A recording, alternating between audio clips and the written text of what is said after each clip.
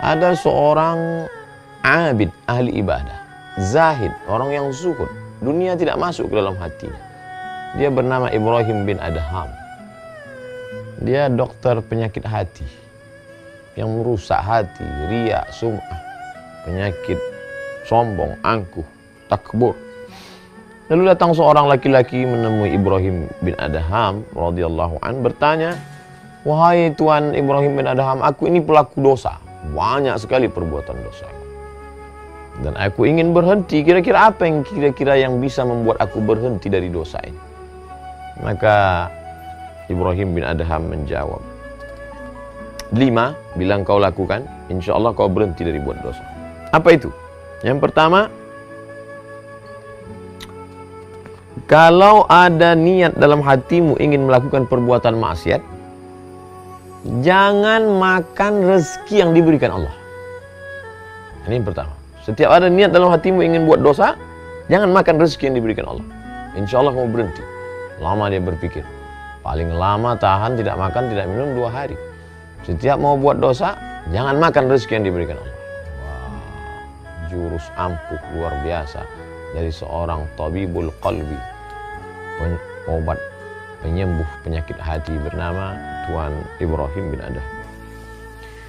Lalu apa lagi berikutnya? Jika engkau akan melakukan perbuatan dosa, jangan tinggal di negeri yang negeri itu milik Allah SWT.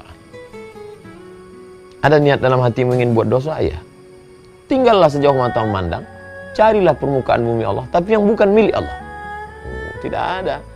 Lillahi ma fis samawati wa ma fil ardh. Segala yang di bumi, segala yang di langit milik Allah Subhanahu wa taala. Wah, tidak bisa. Nampaknya tak ada peluang untuk buat dosa. Lanjutkan yang ketiga. Jika ingin melakukan perbuatan dosa, cari tempat yang kira-kira di tempat itu engkau tidak dilihat oleh Allah Subhanahu wa taala. Ini lebih berat lagi.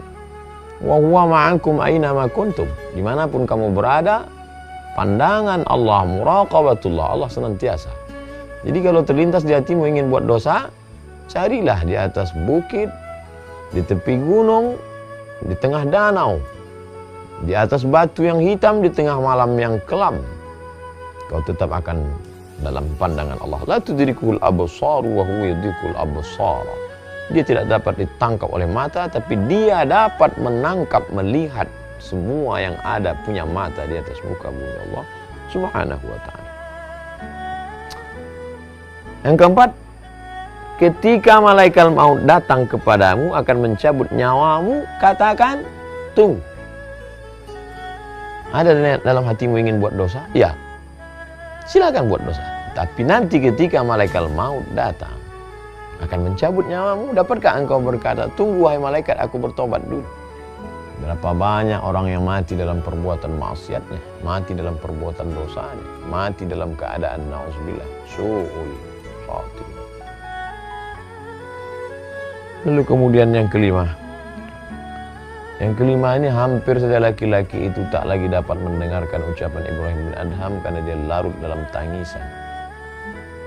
Karena betul-betul kunci pintu, tertutup peluang untuk berbuat dosa dari ucapan seorang hamba Allah. Mungkin dia tidak mendapatkan wahyu karena wahyu sudah terputus. Tapi dia diberikan Allah ilham, bisikan dalam hatinya. Yang kelima, ketika malaikat Zabaniyah datang untuk memasukkanmu ke dalam neraka jahanam, jangan engkau pergi bersama mereka. Siapa yang sanggup menolak? Ketika malaikat Zabaniyah menarik, menyeret, menggiring akan masuk ke dalam neraka, lalu kau berkata, aku tidak mau ikut dengan kalian. Siapa yang sanggup? Uli ajnihatin, malaikat makhluk bersayap, masna, 2, wa sulasa, 3, wa ruba', 4. Dan ketika sayap-sayapnya itu dia kepakkan seluas langit dan bumi, siapa yang sanggup menolak itu semua? Oleh sebab itu dia pun tersungkur dalam keadaan meneteskan air mata, takut kepada Allah SWT. Tak ada peluang untuk berbuat dosa. Renungan yang amat sangat mendalam dari dialog seorang hamba Allah yang abid, ahli ibadah, yang zahid, yang suci, hatinya bersih, sehingga Allah ilhamkan ke dalam hati itu jawaban-jawaban pamungkas, sehingga tak ada peluang sama sekali. Apa pelajaran yang dapat kita ambil? Mungkin ayat-ayatnya ada, hadis-hadisnya ada, tapi untuk meramunya menjadi sebuah formula amat sangat sulit. Tapi begitu Allah bukakan hati seorang hamba, futuh, maka dapat dia menjawab dengan jawaban yang datang dari ilham yang dibisikkan oleh para malaikat, yang diberikan Allah Subhanahu wa ta'ala, sehingga kalimat yang datang dari hati itu masuk juga ke hati.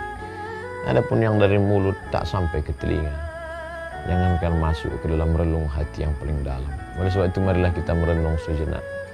Masih sanggupkah kita berbuat dosa padahal kita makan dari karunia Allah? Masih sanggupkah kita berbuat maksiat padahal yang kita injak bumi Allah? Masih sanggupkah kita melawan perintah Allah padahal negeri yang kita diami ini adalah semuanya kuasa Allah? Masih sanggupkah kita berkata, aku mau taubat tapi besoklah, padahal kalau mau malaikat maut mencabut nyawa kita hari ini kita juga mati. Berapa banyak orang yang mati dalam keadaan tertawa, mati dalam keadaan menonton TV, mati dalam keadaan tidur sehingga tidak terbangun lagi. Masih sanggupkah kita berkata, aku berbuat dosa tapi nantilah, padahal saat itu malaikat sudah lama mengintai kita. Oleh sebab itu merenung sejenak dari kisah orang-orang soleh. Fa'tabiru ya ulil absar, ambil pelajaran wahai orang-orang yang punya hati dan pikiran. Mudah-mudahan bermanfaat. Terima kasih. Assalamualaikum warahmatullahi wabarakatuh.